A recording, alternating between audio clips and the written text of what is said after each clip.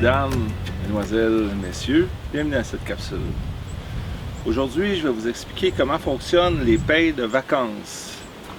Il y a beaucoup de confusion là-dedans. Je tiens à préciser que je ne suis pas un spécialiste en normes du travail, mais je vais vous expliquer ce que j'ai compris avec le temps et je pense que je suis à peu près dessus. D'abord, on va prendre l'exemple simple de quelqu'un qui se trouve un emploi en décembre et qui quitte en mars. On va dire qu'il avait négocié 3 semaines de vacances, donc 6% de son salaire que l'employeur met de côté. On appelle ça une provision pour vacances. 6% de 10 000, quand la personne a fini son emploi, l'employeur lui doit 600. Il doit lui faire un chèque de 600 $ brut, moins les retenues obligatoires s'il y a lieu. Il faut savoir que, au niveau des normes du travail, justement, il y a ce qu'on appelle une période de référence qui est du 1er mai au 30 avril.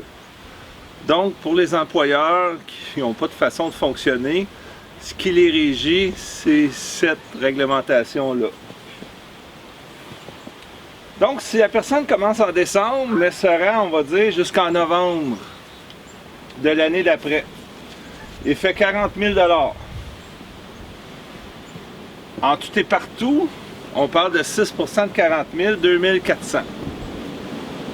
Mais si la personne, de décembre à avril, a fait 15 000, à ce moment-là, l'employeur doit obligatoirement lui verser 6% du 15 000, 900 $, quand la personne va prendre ses vacances, exemple, au mois de juillet. Ici, il n'y a pas de vacances la première année, mais ça doit être versé quand même. Pendant la première année, il y a une obligation de 1 journée par mois de provision pour vacances, jusqu'à concurrence de 2 semaines.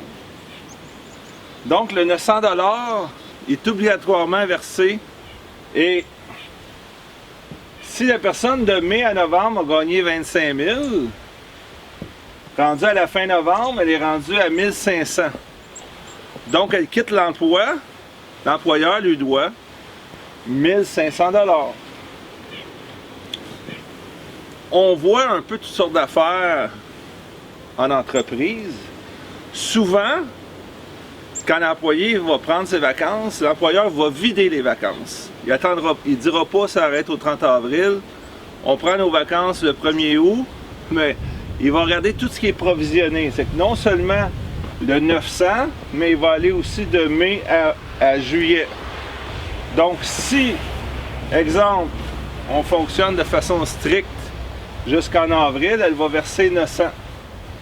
Si, dans l'autre option, la personne a fait 30 000 jusqu'en juillet, il dit « je prends mes vacances », l'employeur peut dire « ok, je te donne 6% de ton 30 000, ça te donne 1 800. Voici ton chèque, 1 800 brut, moins les retenues d'impôt obligatoires. » Et quand la personne revient de ses vacances, la provision repart à 0 et se rebâtit à raison de 6%. C'est ça le principe. Donc, en réalité, quand l'employeur vous dit qu'il vous paye 20 $ l'heure, lui, dans ses livres comptables, si vous avez 6% de vacances, il vous paye 21 $ et 20 $. Et il y a un poste au crédit en comptabilité, je ne ferai pas un cours de comptabilité, qui s'appelle provision pour vacances. Donc, ça permet de faire une comptabilité plus précise. Et quand l'employé prend ses vacances, ben, on fait une écriture comptable avec la provision pour vacances et comme ça, ça n'affecte pas les résultats de l'entreprise parce qu'il y a des gens qui sont en vacances.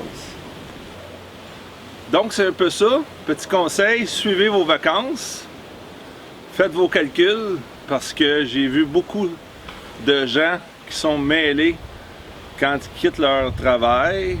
Ah, elle me les avait payés, ah, je ne sais plus, etc.